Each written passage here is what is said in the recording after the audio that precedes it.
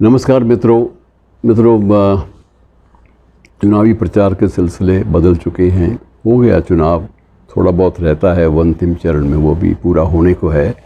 और इस सारी प्रक्रिया में जो बातें पुरानी याद आ रही हैं कि एक समय था जब फिल्म जगत का और फिल्म जगत में लोकप्रिय गीतों का एक पूरा का पूरा घमासान सामने आ जाता था।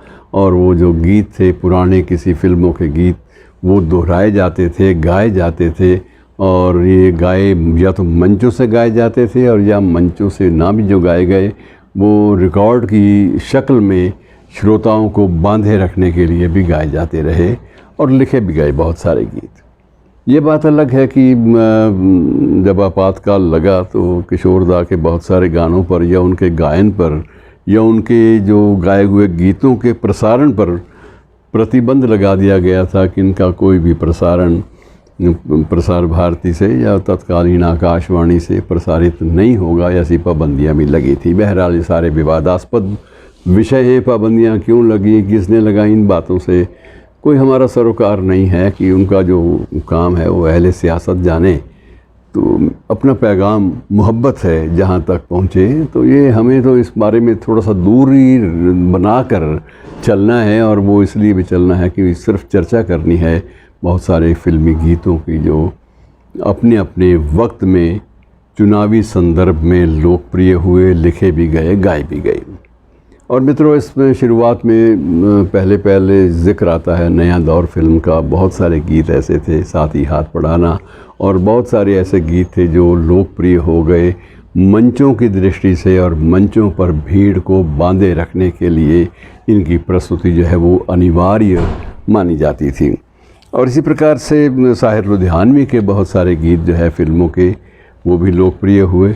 और कैफ़ी आज़मी साहब ने भी इस दिशा में ठोस काम किया कि उनके जो लिखे हुए गीत थे जिनमें मज़दूरों और श्रमिकों और वंचितों को अपने अधिकार के लिए खड़े होने का आह्वान किया जाता था, वो सारे के सारे गीत जो हैं वो लोकप्रिय गीतों की शक्ल में चुनावी गीत या चुनावी मंचों पर उनकी प्रस्तुति जो है वो अलग अलग रूप में की गई।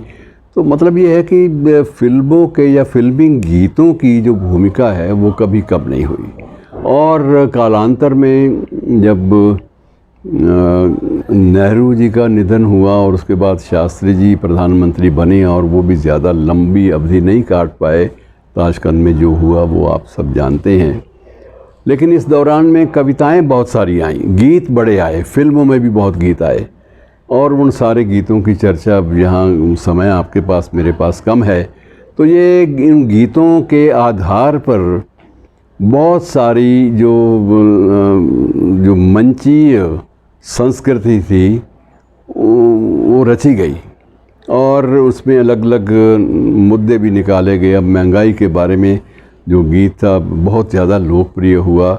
और इसी तरह से अलग अलग जो विषय हैं उनको लेकर, सभ्यता को लेकर, शोषितों को लेकर, और ख़ास तौर से जो कैफ़ी साहब की नज़में और साहिर की नज़में कि सना खान ने तकदीसे मशरिक़ कहाँ हैं, जिन्हें नाज है हिंद पर वो कहाँ हैं। तो ये सारी चीज़ें वस्तुतः चुनावी प्रचार का भी केंद्र रहीं। लेकिन अब कालांतर में जब से सोशल मीडिया का प्रवेश हुआ, इलेक्ट्रॉनिक मीडिया आ गया और बहुत सारे बहस मुबाहिसे के कार्यक्रम हावी होने लगे, तो उनमें ये था कि ये सारी चीज़ें धीरे धीरे ख़त्म होने लगीं। लेकिन मित्रों, एक बात तो ये माननी पड़ेगी कि वे दिन बड़े स्वर्णिम इस दृष्टि से थे कि कम से कम कुछ गंभीर बातें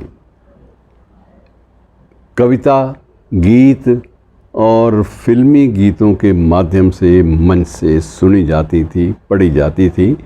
और आपातकाल में तो ये कमाल ही हो गया था कि आपातकाल में दुष्यंत की हर कविता वो मंच से पढ़ी जाने लगी। दिनकर जी के सिंहासन खाली करो कि जनता आती है। तो ये सारी की सारी चीज़ें हमारे इसी परिवेश का हिस्सा हैं।